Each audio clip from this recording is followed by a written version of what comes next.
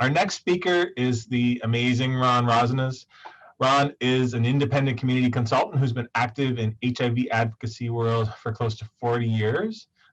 He's powerhouse.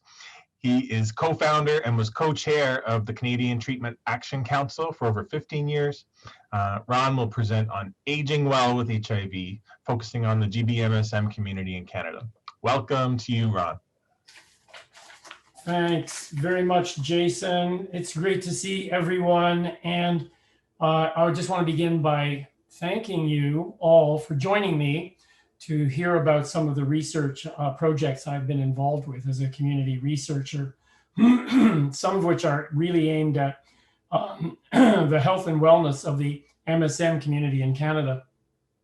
When we say the MSM community, we really mean the two-spirited, gay and bisexual and other men who have sex with men community. I will refer to this community as the gay community, as the MSM community, but I want you to know that I'm doing it in the most inclusive way possible. Next slide.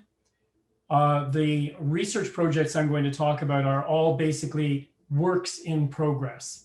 I'd like to begin with the reminder that I'm speaking to everyone today from Toronto, and that Toronto, as you well know by now, is home to many First Nations, including the Huron, Wendat, the Anishinaabe, the Haudenosaunee, and most recently, the Mississaugas of the New Credit.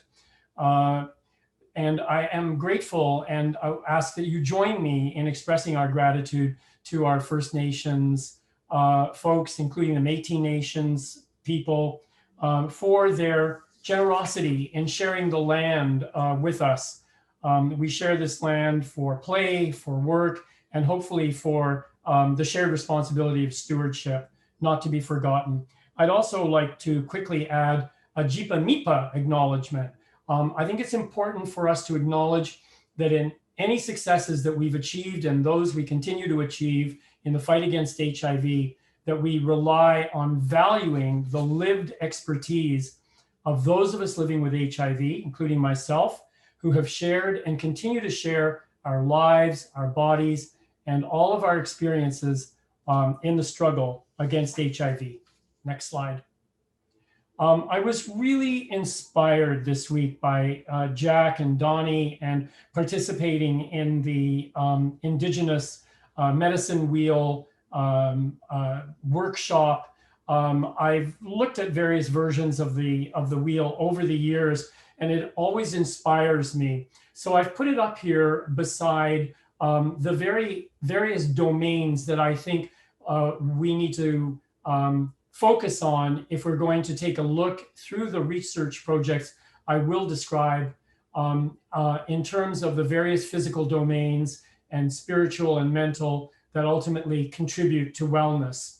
So we begin, with a fairly biomedical approach through the domain of physical health, where we're looking at everything from prevention of disease, including preventing frailty, falls, screening for early disease, in the knowledge that those of us aging with HIV, and remembering that MSM, gay men, still bear the brunt of this epidemic. So our focus is on this largest population impacted, that we are often, as the data show, subject to accelerated aging, comorbidities, and medical issues that happen to us earlier in chronological age when compared to the general population. Of importance to the gay community of men who have sex with men, of course, is our sexual health. Believe it or not, as we age, we continue to have an interest in sex, in sexual relations, and an interest in that part of our lives. We are also a group very much impacted by mental health issues, whether that's retaining our cognitive function, whether that's dealing with higher levels of depression, again, when compared to others, and also in our use of substances, where we have need for greater access to services that are based on harm reduction models. Of importance also is our spiritual health. I know that I fit my yoga practice in there, and under the tent of spiritual, we think of religion, we think of meditation, we think of all the things that people can do to improve their health.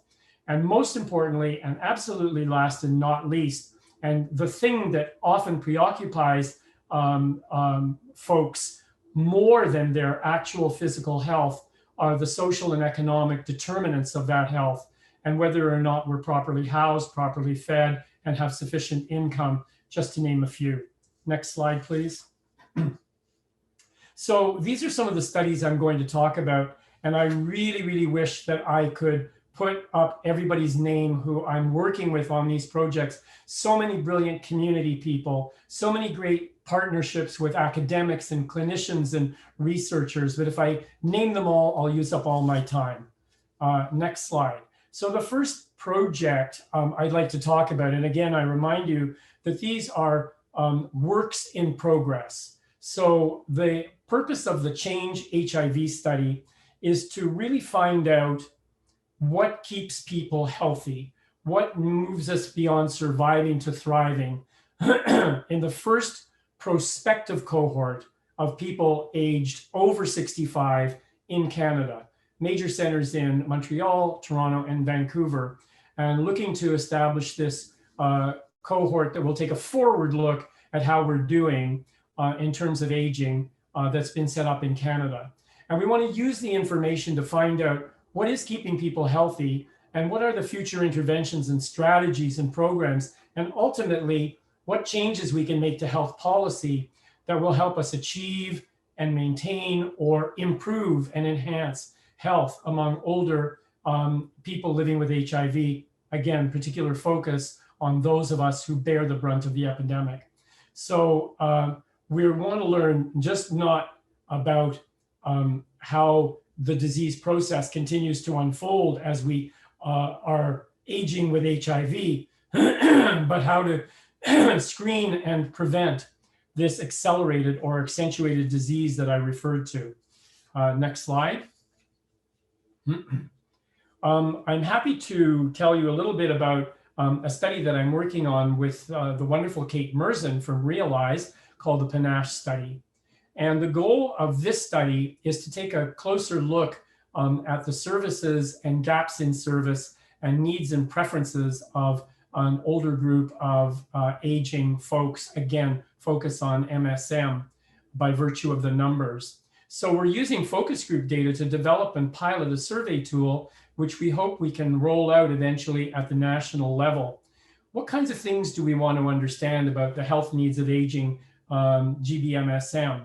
Well, we are finding from the work we're doing so far that one sort of area of importance is for gay men to be able to stay living independently. So what's required in order to keep us living independently? Then what happens if we have to go into long-term care settings, and will they be welcoming to people like us who are aging with HIV, who are gay or have or are also dealing with the stigma related to HIV itself. So there are intersections here of compounding stigma that mean that the services that we want to try to promote through systemic change are welcoming to older men and to people from different backgrounds, including racialized communities. Next slide. I also want to tell you a little bit about another Realize project that I'm involved with, which is coping with uncertainty through a series of workshops where we are working with older GBMSM and others to develop informational tools and strategies which can help folks in the workshop actually manage the feelings of uncertainty that often accompany the fears related to growing older and not being certain about where and how they're going to be able to live, put food on the table, get access to medical care, and the like. Next slide. I also think that the Gay Men's Health Hub, which is a very exciting project with which I'm peripherally involved, the Gay Men's Health Hub has now been named HQ. And our expectation is that it will open in 2021. And in downtown Toronto, The space is being worked on as we speak. We have a variety of community folks and healthcare professionals of all backgrounds, again, including many folks from our racialized communities, working together to create a new model of comprehensive, holistic, and non-judgmental care for all gay men, where gay men can go for rapid STI testing, whether that's an HIV test, whether it's for other sexually transmitted infections, in a very welcoming environment, a very safe and non-judgmental environment. So we're reaching out particularly to people who have not currently, are not currently using health services, people who may not be out to their healthcare providers, and especially people who may have had stigmatizing experiences within the healthcare system. Next slide. So really the goal here is to create safe, welcoming, and non-judgmental space wherein we can triage people in terms of their sexual health, not just to take care of the physical issues, and I hope with a focus on aging that's being built into the programs as we speak, but also with triage and or warm handoffs to care to assist where required or sought, care related to mental health, addictions, depression, anxiety, and so on. All those things, and smoking cessation as another example. So we're really trying to understand the very specific needs and preferences of GBMSM. Next slide. So I'd like to just finish up by talking about some of the things that we need to be thinking about and some of the research that we need to show all of the things I've been talking about that will improve health outcomes and contribute to a sense of wellness for gay men aging with HIV. So these include the prevention and screening for early disease.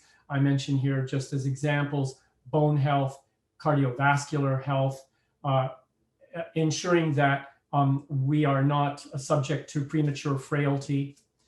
We need to evaluate services in a truly patient-centered way, which really means patient-reported outcome measures, that we have a healthcare system that is not focused on what's best for the system, but truly on what patients want to achieve through their health outcome.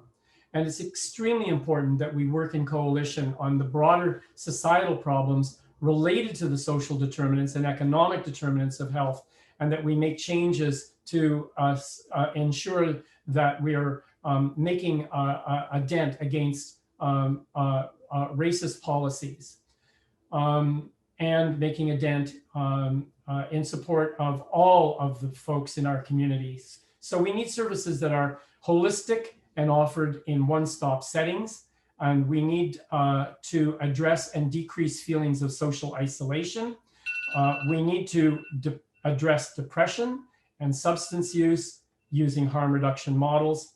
And importantly, there's another group I'm working with at Realize, led by the wonderful Bob Leahy, who's on the call, I'm happy to acknowledge. We're looking at the quality of life as a measurable target among people living with HIV, something I would describe as the fourth 90. If I can just show the last slide, I'm going to stop here and say that while we're together on the panel, I hope we'll have an opportunity to talk about the links between wellness and happiness. Thanks very much. Thank you, Ron. That was great. I really appreciate it.